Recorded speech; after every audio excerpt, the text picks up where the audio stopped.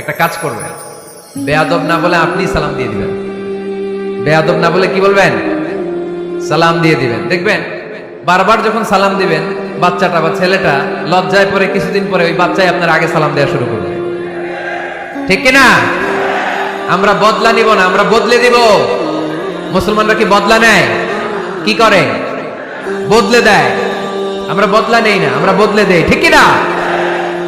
আমাদের আচরণে, আমাদের বিনয় দিয়ে, আমাদের ভালোবাসা দিয়ে আমরা বদলে দিব। আমাদের ভালোবাসার কাছে হেরে যাবে গোটা পৃথিবী, জিতে যাবে আমাদের ভালোবাসা। চিল্লায় বলেন ঠিক কিনা? আগে সালাম দেন, আগে আগে সালাম দেন। জান্নাতীরা যখন জান্নাতে ঢুকবে, ফেরেশতারা প্রত্যেক গেটে খালি বলবে সালাম সালাম সালাম, আল্লাহু আকবার। জান্নাতীরা যখন জান্নাতে ঢুকবে, ফেরেশতারা বলবে সালামুন আলাইকুম তিবতুম ফাদখুলুহা খালিদিন। ও জান্নাতীরা, জান্নাতে প্রবেশ করেন, আল্লাহর পক্ষ থেকে আপনাদের জন্য রইল সালাম। আপনাদের জন্য কি? তাহলে জান্নাতে একে অপরের সাথে দেখা হলে সেখানে কি দেয়া হবে? সালাম। তাই নিজের পরিবারে যারা জান্নাতের আমেজ উপভোগ করতে চান তারা সালাম দিন। পরিবারটারে যারা জান্নাতি বানাতে চান, ঘরে ঢুকেই কি দিবেন? সালাম দিন আর সালামাতে থাকুন। প্রথম ফর্মুলা বুঝতে পারছেন? ঘরে শান্তি আনার প্রথম ফর্মুলা কি? আওয়াজ করে বলতে হবে, সেটা কি?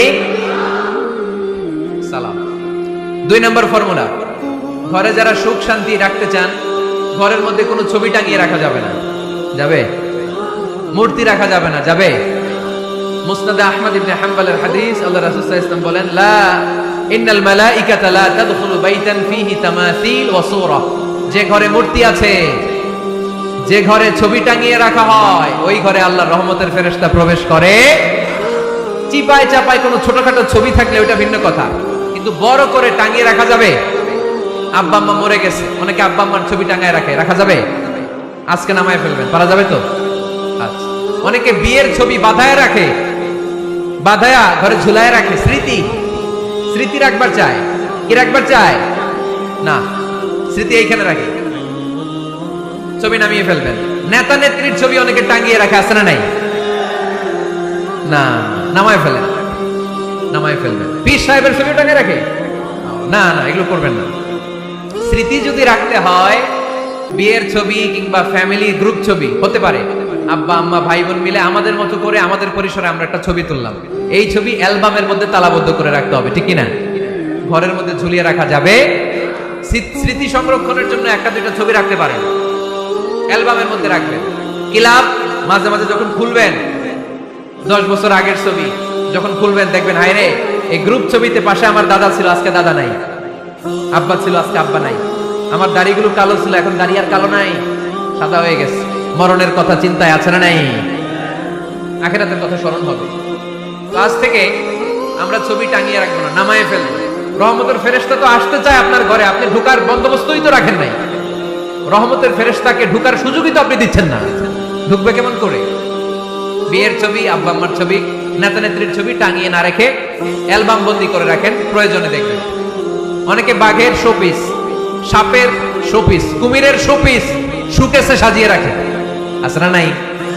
রহমতের ফেরেশতা আসে না, এগুলো রাখবেন না। কোন প্রাণীর শোকেস, শোকেসের ভেতরে প্রাণীর শোপিস রাখা যাবে না। অনেকে ঘরের মধ্যে পিয়ানো রাখে, পিয়ানো, আছে না নাই? বাঁশি রাখে, বাঁশি, গিটার। সব ভালো, তুই একা বাসিস নে, একটু ভালোবাসিতে দিস মরে। গিটার বাজায় আর গাইতেছে মামায়।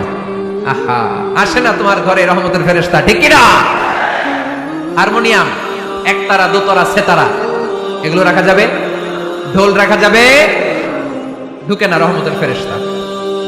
তো রহমতের ফেরেশতা রহমতের পয়গাম নিয়ে আসবে আপনার ঘরে। যদি আপনি চান, ছবি নামিয়ে ফেলুন, মূর্তি সরিয়ে ফেলুন, দোতরা, ঢোল বাদ্য এগুলো ভেঙে ফেলে দেন। আল্লাহ রাসূল সাল্লাল্লাহু আলাইহি ওয়াসাল্লাম বললেন, বুইসতু আন উকাসসিরাল মাযামির, ঢোল বাদ্য, হারমোনিয়াম, গিটার এগুলোকে ভেঙে মাটির সাথে ঘুরিয়ে দেওয়ার জন্য বিশ্ব নবীকে আল্লাহ তাআলা জমিনে পাঠিয়েছে। ঢোল বাজানো হারাম, এগুলো বাজাবেন না, রহমতের ফেরেশতা আসবেন। কোন হেভি মিউজিক্যাল ইনস্ট্রুমেন্ট ঘরে রাখা যাবে না। তবে তবে আপনি গাছের ছবি, প্রকৃতির ছবি, নদী নালার ছবি, এগুলোর ক্যালিওগ্রাফি বাধাই করে দেয়ালে টাঙিয়ে রাখতে পারেন, এতে কোনো সমস্যা। বাচ্চা মেয়েদেরকে কাপড়ের তৈরি পুতুল দিতে পারেন, এটা তো কোনো সমস্যা নাই। আম্মা জান আয়েশা রাদিয়াল্লাহু তাআলা আনহা উনি কাপড়ের পুতুল দিয়ে খেলা করতেন, কাপড়ের ঘোড়ার পুতুল, মানুষের পুতুল, এগুলো দিয়ে খেলতেন। এটা জায়েজ আছে, পালিত হবে আগামী প্রজন্ম। দেখবেন বাচ্চা মেয়েরা ছোট্ট ছোট্ট পুতুল দিয়ে খেলা করে, এরা রান্না করে, বাচ্চারা দুধ খাওয়ায়, বাচ্চারা গোসল করে, আছে না নাই? ইসলাম এটা জায়েজ করেছে এজন্য যাতে ছোটবেলাতেই বড় হয়ে তার উপর যে দায়িত্ব চাপবে ছোটবেলাতেই যেন এটার প্রশিক্ষণ হয়ে যায়। সুবহানাল্লাহ পড়েন। খেলার ছলে প্রশিক্ষণ হয়ে গেল। তো এই জন্য ঘরে যারা শান্তি চান এগুলো রাখবেন না। ঘরে হিন্দি সিরিয়াল দেখা যাবে না। এইবার আসছে আসল ওয়াজ। ঢুকে না, রহমতের ফেরেশতা ঢুকে না। এই জন্যই অশান্তি, এই জন্যই অশান্তি। হিন্দি সিরিয়াল দেখা যাবে না, জি বাংলা দেখা যাবে না, স্টার জলসা দেখা যাবে না, ইন্ডিয়ান কোন অশ্লীল চ্যানেল ঘরে দেখা যাবে না। রহমতের ফেরেশতা ঢুকে না। আমার বোনেরা, মহিলা প্যান্ডেলে আপনাদের কারো যদি এই অভ্যেস থেকে থাকে, একদিনে তো আর ছাড়তে পারবেন না, আস্তে আস্তে। কি বলেন? অনেকে সিগারেট ছাড়তে চায়, আমার কাছে আসে, হুজুর আপনার ওয়াজ শুনে নামাজ ধরছি, দাড়ি রাখা শুরু করছে, সিগারেটটা তো ছাড়তে পারি না। তো জিজ্ঞেস করলাম কয় টাকা রাখান প্রতিদিন? কয় 10টা। কত বড় টাকায়! ওরে যদি বলে কালকে থেকে একটাও খাওয়া যাবে না, ও বাঁচবে না মরবে? মরবে। তো আমি বললাম চালায় যান, চালায় যান, অল্প অল্প। এই সপ্তাহ একটু কমায় খায়েন, 8টা করে খায়েন, পরের সপ্তাহ 5টা করে খায়েন, কমাইতেছে। এরপরের সপ্তাহ 3টা, পারতেছে। এরপরের সপ্তাহ 2টা, তাও ভালো। এরপরের সপ্তাহ 1টা। যেই সপ্তাহ উনি 1টা করে খায়, পরের সপ্তাহে বাদ দেওয়া যাবে না? গ্রাজুয়ালি। অনেক এলিট সোসাইটির ফ্যামিলি, তাদের বাবারা আমার কাছে আসে, বলে হুজুর ধন সম্পদ সোশ্যাল স্ট্যাটাস আল্লাহ কম দেয় নাই, তো আপনার ওয়াজ শুনে আলহামদুলিল্লাহ আমরা পরিবর্তিত হতে শুরু করেছি, আমরা এখন নামাজ টামাজ পড়তেছি। তো মেয়েগুলো পর্দা করে না হুজুর, পর্দা করে না। কি করি? হিপ হপ স্টাইলের মেয়ে, টাইট ফিটিং। কি ফিটিং? টাইট ফিটিং জামা পরে হুজুর, কি করব আমি বলেন? তো এদেরকেও আমি বলি ধীরে সুস্থে চালায় যাইতে বলেন, চালায় যাক আস্তে আস্তে। তো ওদেরকে পরামর্শ দেই, প্রথমে বলবেন মা শালীন পোশাক পরো। কি পোশাক? প্রথম ধাপে হচ্ছে শালীন পোশাক। নিজেকে একটু গুছিয়ে রাখো, একটু ওড়না পেঁচিয়ে রাখো, একটু ঢিলে ঢালা জামা পরো। শালীন পোশাকে যখন মেয়েটা অভ্যস্ত হয় তখন আমি বলি এদেরকে হেজাব পরান। হেজাব কি পরান? হেজাব। তো শালীন পোশাক থেকে যখন একটু আপার লেভেলে যে হেজাব ধরে হিপ হপ স্টাইলের মেয়েগুলো, এর কয়েক মাস পরে আমি বলি এখন নেকাব পরায় দেয়। এখন কি নেকাব? মানে শুধু চোখ দেখা যাবে, আর কিছু দেখা যাবে না। আস্তে আস্তে এরকম অনেক ফ্যামিলির ক্ষেত্রে আমি শুনেছি, আগে হিপ হপ স্টাইলের মেয়ে ছিল, পরে আস্তে আস্তে শালীন পোশাক ধরেছে, তার কিছুদিন পরে আস্তে আস্তে হেজাব ধরেছে, এরপরে এখন নেকাব ধরেছে। আলহামদুলিল্লাহ পড়বেন না? এখন হিপ হপ স্টাইলের মেয়ে হাফ নেকেড চলে, ওরা যদি কালকেই পড়ি হাত মোজা পর, পা মোজা পর, পারবে ও? এই জন্য ধীরে সুস্থে আস্তে আস্তে। আওয়াজ করে বলেন ঠিক কিনা? তাহলে টিভিতে গান বাজনা, আজে বাজে হিন্দি সিরিয়াল, অশ্লীল নাটক, সিনেমা পাড়াডগারে আজকে থেকে আর দেখা যাবে? যারা ফ্যামিলিতে অশান্তি চান শুধু তারা দেখতে পারবে, ঠিক কিনা? আমরা যারা শান্তি চাই আমাদের ঘরে এগুলো চলবে না, চিল্লায় বলো ঠিক কিনা? তাইলে ওদের টিভিতে কি দেখবো? কি দেখবেন? ইসলামী প্রোগ্রাম দেখবেন। কি দেখবেন? ইসলামী প্রোগ্রাম দেখুন, নিউজ দেখুন, টক শো গুলো দেখুন, প্রামাণ্য অনুষ্ঠানগুলো দেখুন, শালীন ভালো কোনো ম্যাগাজিন প্রোগ্রাম থাকলে এগুলো দেখুন, জিওগ্রাফিক্যাল চ্যানেল দেখুন, অ্যানিমেলস কিংডম দেখুন, সাগরের অতল গহ্বরে কি মাছ আল্লাহ তৈরি করে রেখেছে, আফ্রিকার জঙ্গলে কি হচ্ছে, অস্ট্রেলিয়ার জঙ্গলে এখন চলতেছে দাবানল, আপনারা কি খোঁজ রাখেন? মাইলকে মাইল বাঘের চামড়াগুলো ঝলসে যাচ্ছে, বানরের চোখগুলো পড়ে যাচ্ছে, খোঁজ খবর রাখতে হবে, ঠিক কিনা? এগুলো দেখেন। নিজেকে জ্ঞানী ও আলোকিত করে গড়ে তুলতে সাহায্য করে এরকম প্রোগ্রামগুলো দেখেন। কোনো অশ্লীল, কোনো হারাম প্রোগ্রাম কোনো মুসলমান টেলিভিশনে দেখতে পারে? কিরে ভাই এখানে কি? এইখানে কি? ঘরে শান্তি আসবে কেন? এদিকেই তো শান্তি নেই, খালি ধাক্কা ধাক্কি। শেষ করে দেই, কি বলেন? অনেক রাত হয়েছে কিন্তু, হ্যাঁ? তো কথা বলেন কেন? কথা বলেন। তো 2 নাম্বার যে পয়েন্টটা আমরা আলোচনা করলাম, ছবি টাঙিয়ে রাখা যাবে না, মূর্তি রাখা যাবে না ঘরে, গিটার বাদ্যযন্ত্র রাখা যাবে না, অশ্লীল নাটক সিনেমা দেখা যাবে, তাহলে ঘরটারে শান্তিতে ভরপুর করবে কে? কয়টা গেল? টিপস কয়টা গেছে মুসলমান? মনে রাখতেছেন তো? আমি কিন্তু তাফসীর করি ক্লাসের মতো। কিসের মতো? It's a class. পড়া দিব আবার পড়া নিব, তা না হলে কিচ্ছু খেয়াল থাকে না। মাহফিল শেষ, সিগারেট একটা ধরাই ফেলছে। সেই রকম কণ্ঠ হুজুরের, সেই রকম হেভি কণ্ঠ হুজুরের, হেভি। টানতেছে কি? বিড়ি। টানে কি? তো কি লাভ হইছে? কি লাভ হলো? আমরা যেন কিছু শিখে যাই।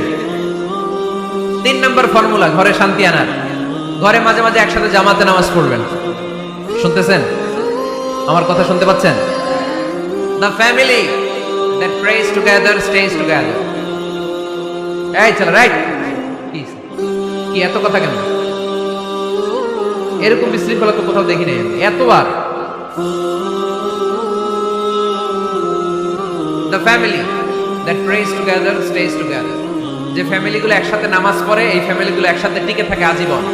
সুবহানাল্লাহ। নাই বাইরে বৃষ্টি, আপনি মসজিদে যেতে পারছেন না জামাতে নামাজ পড়ার জন্য, কি করবেন? ঘরে সবাই নিয়ে নিজে ইমাম হয়ে যাবেন। পারা যাবে? আরে শুরু করেন না, আজারি ভাইয়ের কথা শুনে শুরু করেন না, শান্তি আসবে। আল্লাহর কসম, ঘরে ঘরে শান্তি আসবে এই বাংলাদেশে, কিন্তু এগুলো অ্যাপ্লাই করতে হবে। তাহাজ্জুদের সময় একসাথে দাঁড়িয়ে যান। ডিসেম্বর মাসে বাচ্চাদের 15 দিনের ছুটি, তখন তাহাজ্জুদের প্র্যাকটিস করেন। আপনি ইমাম, আপনার পেছনে আপনার ছেলেরা, পিছনে আপনার মেয়েরা আর আপনার স্ত্রী। নারী পুরুষ এক কাতারে দাঁড়াতে পারে না। আমি আর রুবেল ভাই যদি জামাতে পড়ি, আমি ইমাম, রুবেল ভাই ডান দিকে, সমান সমান দাঁড়ানোর সুযোগ আছে না নাই? আছে। কিন্তু আমি যদি আমার স্ত্রীর সাথে জামাত করি, একসাথে দাঁড়ানো যাবে না। আমি সামনে, আমার স্ত্রী পেছনে। মাসালা বুঝতে পেরেছেন? আচ্ছা, তাহলে ঘরে জামাতে মাঝে মাঝে নামাজ পড়বেন। সহিহ মুসলিমের হাদিস, আল্লাহ রাসূল সাল্লাল্লাহু আলাইহি ওয়াসাল্লাম বলেন, তোমরা ফরজ নামাজ মসজিদে আদায়ের পরে ঘরের জন্য কিছু নফল আর সুন্নত রেখে দিও, কারণ ঘরে যারা নফল আর সুন্নত পড়ে ওই ঘরটারে বরকত দিয়ে ভরে দেয় কে? তাহলে 3 নাম্বার ফর্মুলা, ঘরে আমরা নামাজ পড়ব, মাঝে মাঝে জামাতে নামাজ পড়ব। রাজি আছেন তো সবাই? ইনশাআল্লাহ পড়েন না? 4 নাম্বার ফর্মুলা, বাসায় একসাথে খাবার খান, আলাদা আলাদা না। কিভাবে? একসাথে। যদি একান্নবর্তী ফ্যামিলি হয়, ভাই বোন চাচা মামা একসাথে, তাহলে ছেলে মেয়েরা একসাথে বসবেন না। ছেলেরা সবাই একসাথে, তাদের খাওয়া শেষ, এরপরে মেয়েরা সবাই একসাথে।